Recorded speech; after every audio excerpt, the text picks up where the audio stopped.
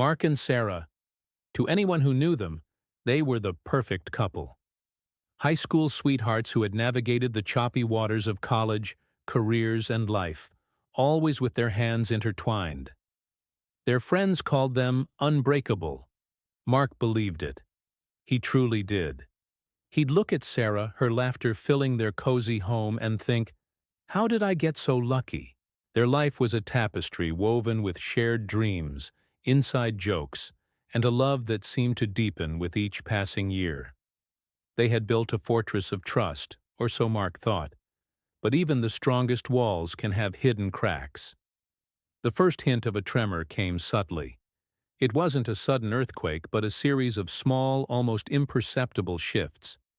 Sarah started guarding her phone like it held state secrets. A device that once lay casually on the coffee table was now always in her pocket, or clutched in her hand. When Mark would walk into the room, she'd quickly switch apps or angle the screen away. "Just work stuff," she'd say with a smile that didn't quite reach her eyes. Mark, ever the trusting husband, brushed it off. "She's under a lot of pressure at her new job," he told himself. He wanted to believe it.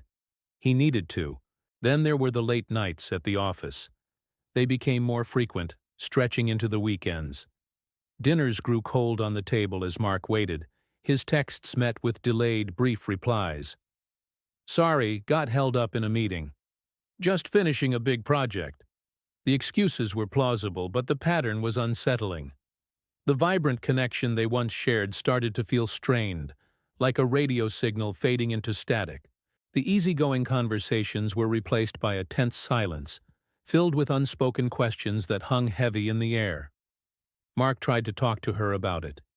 He'd gently ask if everything was okay, if she was happy.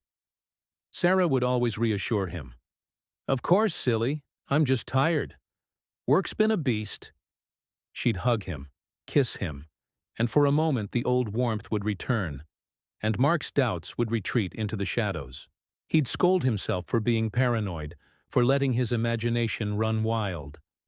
This was Sarah, his Sarah, the woman he had loved for more than half his life. She would never betray him. The fortress was still standing, wasn't it? He just had to have faith. The breaking point arrived on a quiet Tuesday evening. Sarah had claimed another late night at work, but Mark, needing to retrieve a file from their shared laptop for a presentation, decided to use her computer since his was updating. He wasn't looking for anything. He was just trying to get his work done. As he opened the browser, he saw that her personal email was still logged in.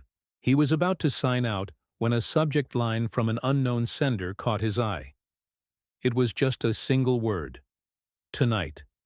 Curiosity, a dangerous and powerful force, got the better of him. His heart began to pound a frantic rhythm against his ribs. With a trembling hand, he clicked on the email. The message was short, but it shattered his world into a million pieces.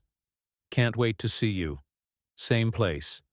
I miss the way you feel." It was signed, Alex.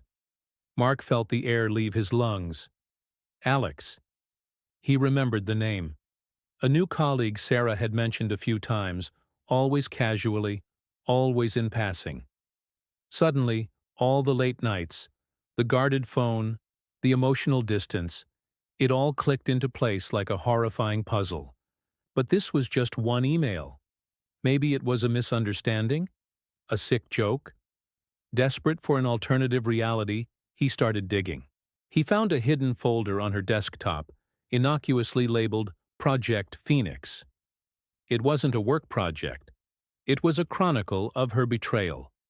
Hundreds of messages, not just emails but saved chats from a secret app. He started reading, each word a fresh stab to the heart. He saw their plans, their pet names, their shared secrets. They talked about their stolen moments and their future together, a future that didn't include him. He read messages where Sarah complained about him. She called him predictable and boring. She described their life together as a comfortable cage. The woman he adored, the woman he thought adored him, was painting him as the villain in a story he didn't even know he was in.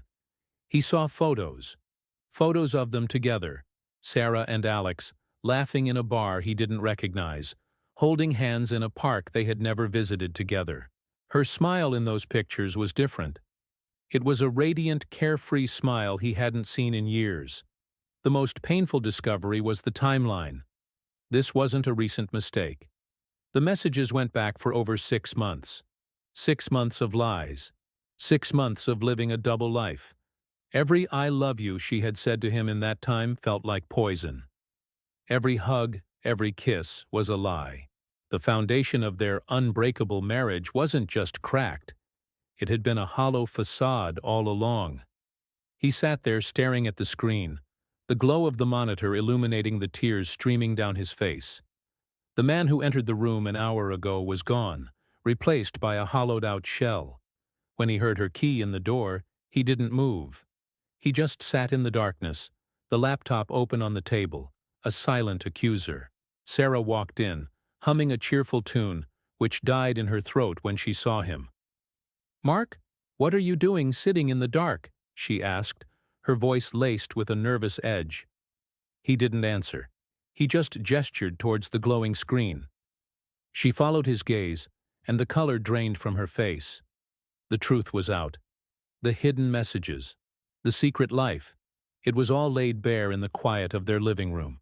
The fortress hadn't just been breached. It had been utterly demolished from the inside out.